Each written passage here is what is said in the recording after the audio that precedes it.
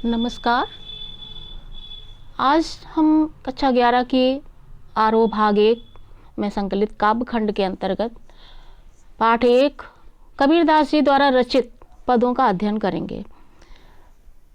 कबीरदास के पदों का अध्ययन करने से पूर्व हम पहले कवि परिचय जान लेते हैं।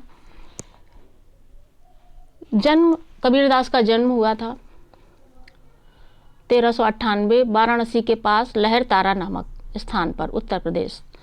इनकी प्रमुख रचनाएं बीजक, जिसमें साखी, सबद एवं रामायणी संकलित है।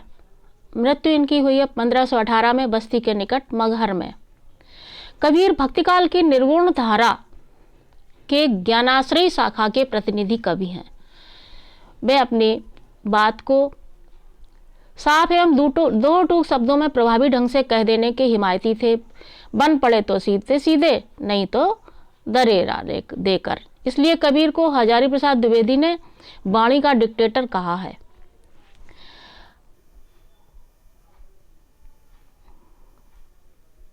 अब हम कबीरदास जी द्वारा रचित प्रथम पद का अध्ययन करेंगे।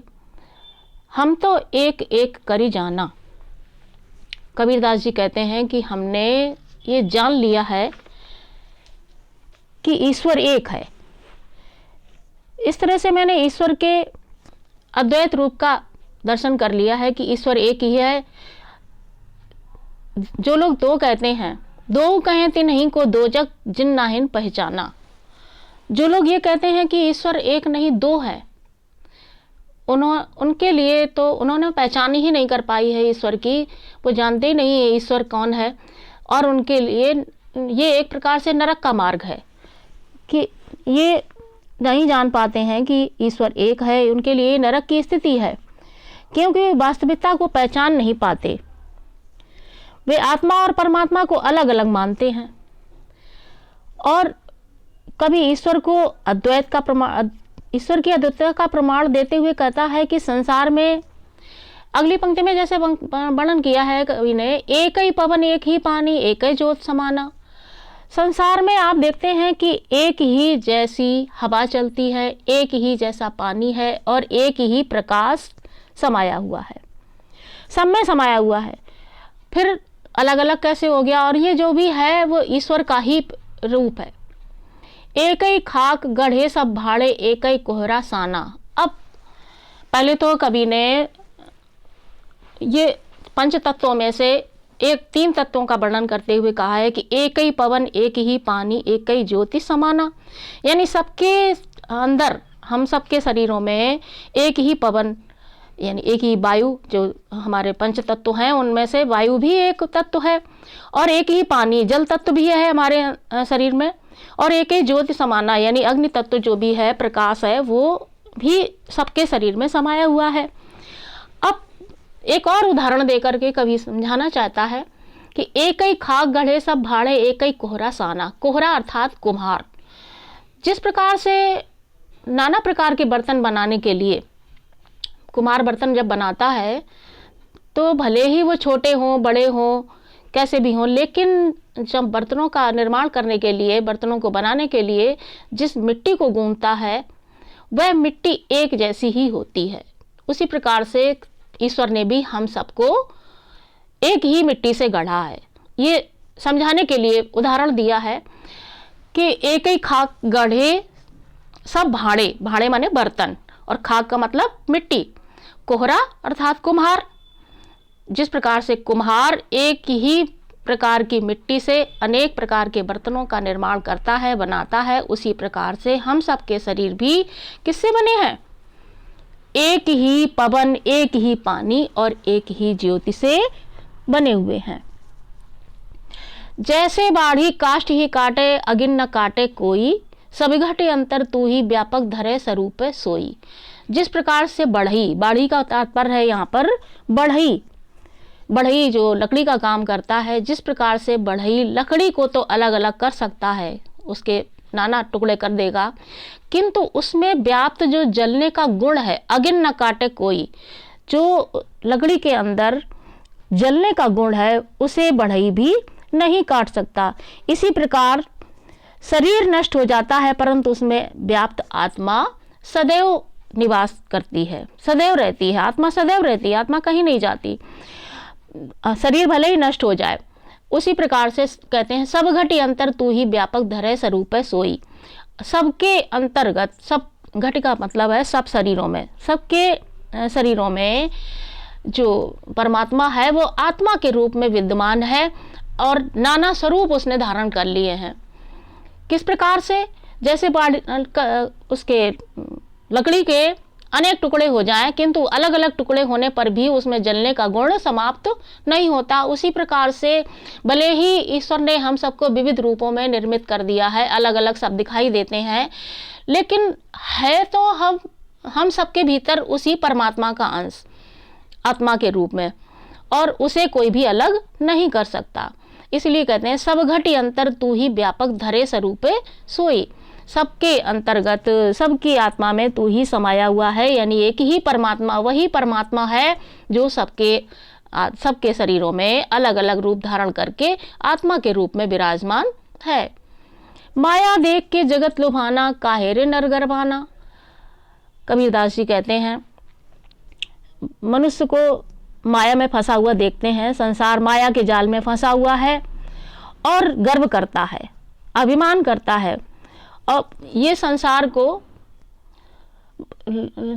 को लुभाता है। माया का जो मोह है वो सबको लुभाता है, अपनी ओर आकर्षित करता है। इसलिए मनुष्य को किसी भी बात को लेकर घमंड नहीं करना चाहिए, क्योंकि माया है, ये आज है कल नहीं होगी। ये माया भ्रमित करती है, माया हमें मोह में डाल देती है और संसार उसमें भ्रमित हो जाता है और अभिमान करने लगता है, गर्व करने लगता है। जबकि सबके शरीर एक जैसे हैं, सबका एक दिन अंत हो जाना है, ये भी निश्चित है, क्योंकि सबके शरीर में वही परमात्मा निवास कर रहा है। जो सामने वाले व्यक्ति के में है वही हमारे में भी है। निर्भय भया कछु नहीं व्यापय, कहे कबीर दीवाना। अब जिसके अंदर मोह है, माया में उलझा हुआ है, वह तो ये सोचता है कि ये अपना है, ये पराया है, अभिमान करता है वो अपने कभी शरीर का, तो कभी अपने धन दौलत का, कभी अन्य किसी चीज़ का, यानी जो सांसारिक माया मोह है उसे व्याप्त रहता है। जिसने ये ज्ञान प्राप्त नहीं किया कि ये संसार मायामय है और इसमें हमें भ्रमित नहीं होना चाहिए, ऐसा जिसने नहीं समझ पाया वही भ्रमित होता है। और निर्भय भया कछु नहीं व्यापय, कहे कबीर दीवाना। कबीरदास जी कहते हैं कि मैं तो निर्भय हो गया हूँ, क्योंकि मुझे माया व्याप्त नहीं करती, माया मुझे नहीं सताती है। क्यों नहीं सताती है? क्योंकि उन्होंने जान लिया है कि ये जो सांसारिक माया मोह है वो व्यर्थ की वस्तु है, और इसलिए वो किसी प्रकार का अभिमान भी नहीं करते हैं। और वो किसके दीवाने हो गए हैं? ईश्वर के। कहे कबीर दीवाना, मैं तो ईश्वर का दीवाना हूँ, क्योंकि परमात्मा एक ही है, परमात्मा अलग अलग नहीं है। कबीरदास परमात्मा के विषय में अब कुछ प्रश्न इससे कर लेते हैं। कबीरदास परमात्मा के विषय में क्या कहते हैं? कबीरदास कहते हैं कि परमात्मा एक है, वह हर प्राणी के हृदय में समाया हुआ है, भले ही उसने कोई भी स्वरूप धारण किया हो। भ्रमित लोगों पर कवि की क्या टिप्पणी है? जो लोग आत्मा व परमात्मा को अलग अलग मानते हैं वे भ्रमित हैं, वे ईश्वर को पहचान नहीं पाए, उन्हें नरक की प्राप्ति होती है। नरक के लिए यहाँ पर दोजक शब्द का प्रयोग किया है कवि ने। दो कहें तिनहि को दोजक जिन्नाइन पहचाना, मतलब जो पहचान नहीं पाते हैं वे ही इस प्रकार की बात करते हैं कि नहीं, अलग अलग हैं, परमात्मा अलग है, आत्मा अलग है, यह शरीर अलग है, वो शरीर अलग है। ऐसा भेदभाव वही लोग करते हैं, और कबीरदास ने बहुत अच्छी तरह से समझ लिया कि सब एक ही हैं, ये परमात्मा एक है, और उसी एक ही ईश्वर की सत्ता पूरे संसार में समाई हुई है। संसार नश्वर है परंतु आत्मा अमर है, स्पष्ट कीजिए। कैसे करेंगे स्पष्ट इसको? कबीर का कहना है कि जिस प्रकार लकड़ी को काटा जा सकता है परंतु उसके अंदर की अग्नि को नहीं काटा जा सकता, उसी प्रकार शरीर नष्ट हो जाता है परंतु आत्मा अमर है, उसे समाप्त नहीं किया जा सकता। ये था आपका प्रथम पद का भावसार, सार अर्थ समझ लिया। अब हम इसी पद का पहले शिल्प सौंदर्य देखेंगे। तो सबसे पहले एक एक पंक्ति को देखकर चलते हैं। हम तो एक एक करी जाना। पहली पंक्ति में कवि ने ईश्वर को एक माना है। संसार के हर प्राणी के दिल में एक ही ईश्वर है। उसका रूप भले ही अलग हो, कोई भी हो, लेकिन सभी में एक ही ईश्वर है। इस पद की भाषा आम बोलचाल की सदुक्कड़ी भाषा है। कबीरदास की भाषा सदुक्कड़ी थी। सदुक्कड़ी मतलब साधुओं की भाषा, और साधु एक जगह नहीं टिक कर रहता है, जहाँ जाता है वहीं की भाषा को अपना लेता है। इसलिए कबीरदास की भाषा कैसी हो गई थी? सदुक्कड़ी, क्योंकि ये भ्रमण करते रहते थे और इधर उधर घूमते घूमते अपना प्रवचन जो भी है शिक्षा देते रहते थे लोगों को, और सबको देते रहते थे। किसी से भेदभाव कुछ नहीं था इनका। तो एक एक में यहाँ पर एक परमात्मा और एक हम तो एक एक कर जाना। पहले एक का अर्थ है परमात्मा और दूसरे एक का अर्थ है एक, यानी हमने परमात्मा को एक करके जान लिया। इसलिए एक एक में यमक अलंकार है। अनुप्रास अलंकार देखें।